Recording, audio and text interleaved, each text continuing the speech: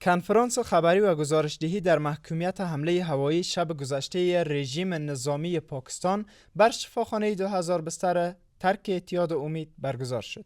در این کنفرانس که با حضور مولوی محمد نبی عمری معاون وزارت امور داخله، شماری از مقامات حکومتی و مسئولان وزارت صحت و مسئولین یونما در محل بمباردمان شب گذشته نیروهای هوایی رژیم پاکستان برگزار گردید.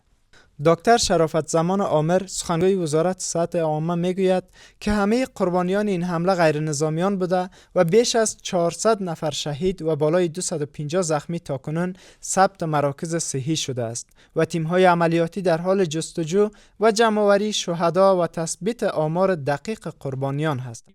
بیلابیلو مرحلو کې درملنه کیږي او دلته ساتل کیږي. دغه 3000 تنو بستر معتادینو له جملې څخه له بده مرغه تقریبا نږدې 400 تنه زموږ بستر ناروغانو خپل ژوند له لاسه ورکړی او په شهادت رسېدلي دي.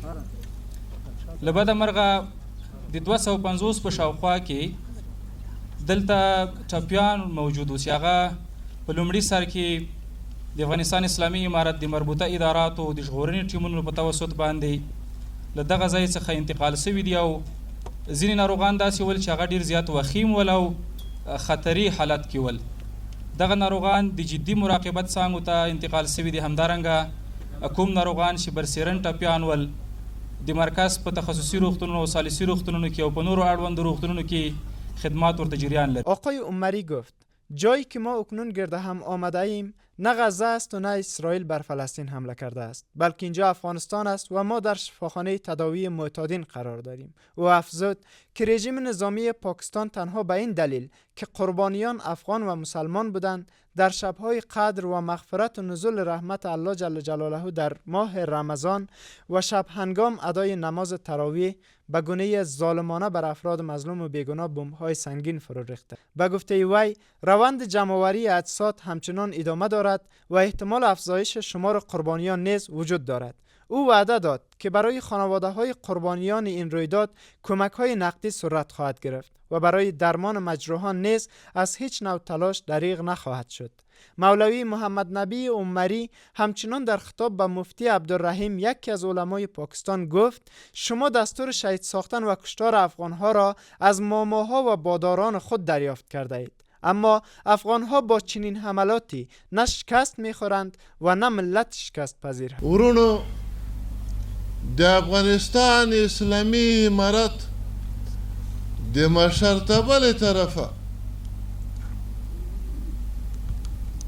د دې شهدا او د ورثه او د کورنۍ سره به نقدي مرسته هم کیږي، د زخمیانو سره به هم نقدي مرسته کیږي. څومره امکانات چې د امارت سره ورسره او د زخمیانو به کامله تداوی هم کیږي.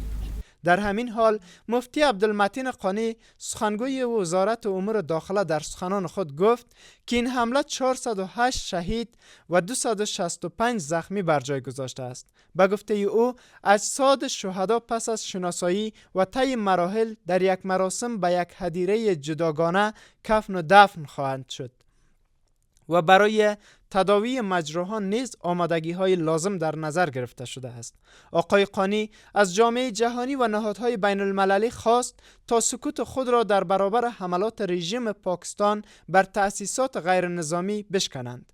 او در مورد اقدام امارت اسلامی برای حملات تلافی جویانه گفت که پس از جمع‌آوری قربانیان این حمله وحشیانه اقدامات لازم در این زمینه اتخاذ خواهد شد. شما مطمئن باشین که امارت اسلامی افغانستان هیچ وقت دشمنی که تجاوز کرده به جواب نمانده و جواب هم جواب داده که همیشه الحمدلله دندان شکن بوده برشون. خیلی ممنونم. سید عبادالله صادق آگاه مسائل سیاسی در مورد حملات پاکستان گفت که افغانها هیچ هراسی از چنین حملاتی ندارند و برای حکومت پاکستان بهتر آن است که از در گفتگو و دیپلماسی وارد مذاکره شوند. زما په خاور حمله شوې ده، زمونږ په خلکو باندې حمله شوې ده، موږ د خاورو سره خاوري شوي یستو. 50 کلم په دې هېواد جګړه وشوله، برتانویان دلته ماته وخوړله، روسانو ماته وخوړله، امریکایانو ماته وخوړله. نور د دې خلکو نه تاسې څه غواړئ؟ موږ خپل ازادي باید حفظ کړو، موږ خپل تمامیت باید وکړو، موږ به خپل ملي نواميسو لپاره ژمن یاستو. موږ څوک د خپلو ډزو نه، د بمونو نه، د طیارو نه او د راکټونو نه دې موږ نه یېروي، که نه د روسانو، د امریکایانو او د برتانویانو د لوی قدرت څوک جوګو، څوک یې ویلی نشي چې د هغې په مقابل کې د څوک ودرېږي. مګر موږ ودرېدلو، موږ د خپلې خاورې دپاره، د خپل ملي ارزښتونو او نواميسو دپاره د دې خبرې دپاره ودرېدلو. اوس راځو دې ته چې که زمونږ ګاونډی زمونږ سره ښه ګاونډیتوب کوي، فبها ډېره ښه ده. که یې نه کوي نو بیا دې په موږ باندې حملې نه کوي، او که چېرته حملې کوي بیا موږ انشاءالله د دې وړتیا لرو، دا موږ په تش لاس باندې هم د خپل ځان دفاع کولی شو، او څه چې موږ غواړو هغه موږ ترلاسه کولی شو. در همین حال یکی از دکتران شفاخانه ترک اعتیاد امید به یقین میدیا گفت که در این حملات شماری از کارمندان صحی این شفاخانه نیز زخمی شده اند و بخشی از تجهیزات طبی این مرکز از بین رفته است.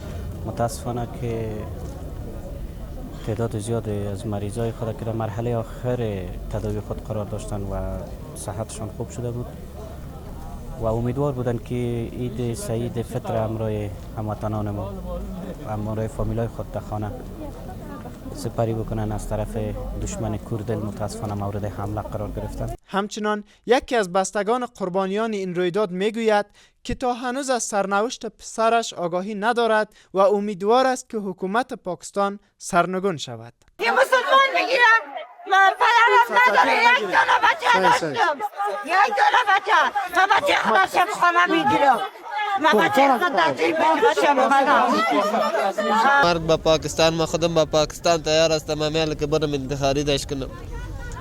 این امیده که نمی کار کده کل ولست استاد است. ما را امر کنه که ما خودم بریم به سر پاکستان حمله کنیم.